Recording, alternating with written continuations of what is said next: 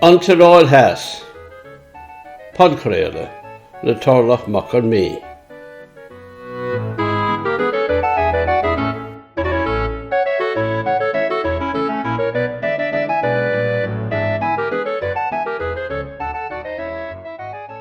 Nuair a héann tú thar an teorann ó gríosán na heilvéise isteach sa Tioróil Theas, is deacair a thuiscint go bhfuil tú idir eile anois.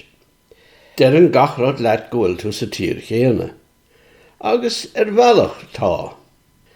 Ach an méid a eicinn tú is íomhás scáthánach é de fírinne.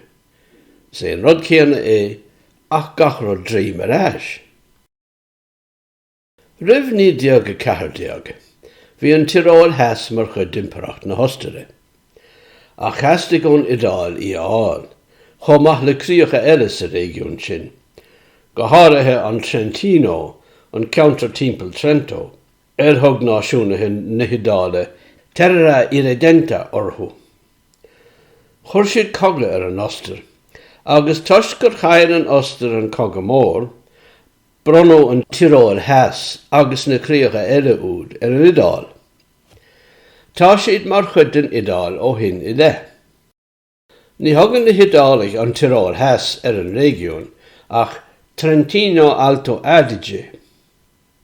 Ní cheap fáríomh go raibh tú san Iodáil an seo, tá sé chomhthostarach sin, agus Gearmánis á labhart ag nó daoine. Tá Gearmánis ag an gcuid is mó ba chóirna marrá, ach Ladinis, teanga atá gardan Rómánis na gríosán, mar a bhfuil mé féin am chánaí, ag na daoine I gceantar áirithe. Is léir go bhfuil Iodáilis ag an drám tháinig isteach ó cheantar eile de chuid na Iodáile ó na 1950 le, go mór mhór a gcathair Bolzano nó Bótsain. Is tír a freagóideach í an Tioróil Theas, cé go bhfuil siocháin ann anois, catha go donna le. Tháinig Mussolini chun tosaigh, agus rinne sé iarracht an Tioróil Theas a Iodáilú. Baiste anam nach a Iodálacha ar áiteanna nar bhain leis an Iodáilis riamh, agus bin iad na hanamnacha I ficúla a sin amach. I gánaí riamh, bíonn ainas faoi lag anamnacha agus tíornú régiún á chur faoi chostig lach teanga eile. Sin a hála sa Tioróil Theas.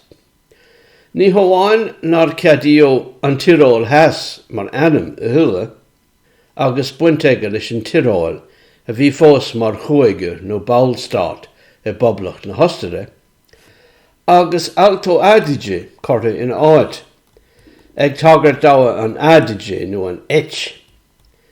Ach chin Mussolini ar na loganam nach a ille a Iodáilú. Curú fardar a bhenim Ettore Tolomei I mun an tiúnscadil áféisig seo. For si sean anam nach a Iodálacha ar roiint áitina, ach den chud is mó Vast sé anam nach a féin chomha bhailte, aine, sléite agus ceantar, nach a riamh orthúach na hanam nach a Gearmáise. In rán cásanna, mí hiiscint ar an Gearmáis ba bhain leis na hanam nach a Iodálacha seo. Rinneó teanga I bhí den Iodáilis sa Tioróil Theas, agus níor ceadío an Gearmáis ó úsáid sa saoil poiblí. Dúiltíodh scolann na Gearmáise donna daoine, ach le cabhair le hagla sé Catholicí, curó scolann na scáirte ar bon, inar tugó teagasc trí bheal na Gearmáise, I ngán Isla na húdaráis. Maidir le locht na Ladinise, ní raibh cearta teanga ar bithe acu, mar dúrag ló nach raibh ina deanga ach canóint de chuid na Iodáilise. Inis, bhí caradas idir Mussolini agus Hitler, tuisc gur deachtáirí feisisteacha a bhí iontu ar éan.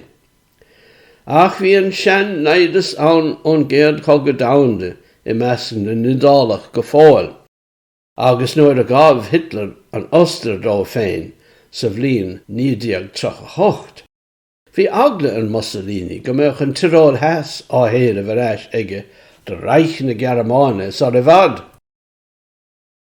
Ach rinne Hitler margad le Mussolini.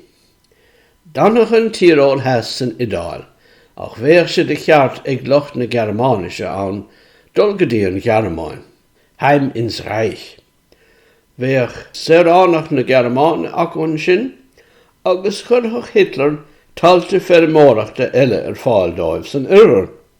Tá go an optióni, an ráha an bland sin. Rinne aláin an ráha sin, a muine na choras na netsaithe, agus imeacht ón Tioróil Theas, ach bhí daoine áirithe eile a bharló fannacht. Tar éis an chogaigh, fór na daoine a dimigh cead teacht aráis. Cha Mussolini agus Hitler a réan go donna le muinte na Tioróil Theas, ach sa tréimh sé ar chogaigh nuair a bhar an scéal ach faoi réim phoblach nuan na Iodáile. Níor ceadaíodh ach an Iodáilis mar theanga I figiúil, agus dúra go fáil nach raibh sa ledinis ach canúint Iodáilise. Bhí glóiseacht scarúnachais ag leathnú I measc na naoine inis. Glóiseacht mhór polítíochta chur an Tioróil Theas a an tú leis an Ostair. Ach ní na bhríaltas na Iodáile sásta féin rialú réigiúnach a thuirt don bhaintear an sin fiúháin. Bhí frostrachas anmhór a measc na naoine óga go háirithe, mar na dheachadar tóchaí bithdáid féin ina dtír dúchais. Bhí foréigean de haisáin hena, ach sa bhliain 1961, íche na dinte mar a tugad hí. Thosnig feachtas scefde hóireachta fud na Tioróil Theas. Bhí buamaí ágarn, pináin leictrachais oscris agus a lehéad. Ní raibh na polaitóirí áitiúla ag aontóir leis an bhoréigean, mar thuig siad go mbeadh an corfaí chais díon. Cha an stát go donna leis na daoine, agus bhí sáirithe tram chóiseacha ar chearta an duine a seol fearr na mblianta. Carabinieri na Iodáile ba cheantach le sin den chud is mó, agus níor gearradh éon fianós orthú riamh dá bhár. Bhí sé cosúil leis na trioblóidí a dúsgart éireann. Cáinó an Iodáil go donna dá bhár. Agus cé go nóir na Iodálaigh gur aithnes inmheánach a bhí ann, agus nach raibh sé de cheart a géine eile a ladar a choras deach, thóg an Ostair an cheist os chóir na náisiún Aontaithe. Agus tar éis phlé chuir siad son sim sa scéal a réiteach. Ar deire, nuair atá Aldo Moro ina phríomhhara ar an Iodáil, rinne sé marga le lucht na Tioróil Theas agus rialtas na Ostaire, agus éontaíú stádas féin rialathe don Tioróil Theas atarthú. Fuair muinte na Tioróil Theas stádas faoi de, agus dá réir sin tá neamhsplachas réigiúnach acu I boblach na Iodáile inis, Parliament agus rialtas réigiúnach. Tá cearta teanga acu, an Germánis Coiscéim leis an Iodáilis. Agus tá cearta ag lucht na ladinise fiú an leibhéal áitiúil sna glanta ina bhfuil siad son. Sa bhliain 1992, chlach rialtas áitiúil na Tioróil Theas, rialtas na Ostaire agus rialtas na Iodáile leis, go raibh an stáda sin I bhaim inis agus deire leis an aithnes. Glacú le stádas olrach nua don na teanga mar chud an réiteach. Tá an scéal a badnaíos fearr ag lucht na Germáise agus na ladinise inis ná mar a bhí riamh. Cínsa agus éireannach ag teachtain seo, smaoiníonn sé gach ile uair thuaisceart éireann agus a Stair siúd. Go sóil leis na sé chunla, bhí stádas polaitíoil an réigiún, bunaithe antíornas agus gáir a gcuir na pobl nach raibh sásta córsúas leis, agus is beag sean sa bhí ann go nánthach sin a raibh go deo. Ar deire, tháinig ar thochrú measartha sásúil de thora idirmhairtíochta. Ach ní raibh seans ar bith go na éon tófaí an Tioróil Theas leis an Ostair mar a heasta go lucht na háite le fírinne. Le rítar do rinne chécho dechar is atá sé, fiús an árap éantathe, ahrú bithe dhéanamh teoranach a tíre, agus iad in a fait accompli.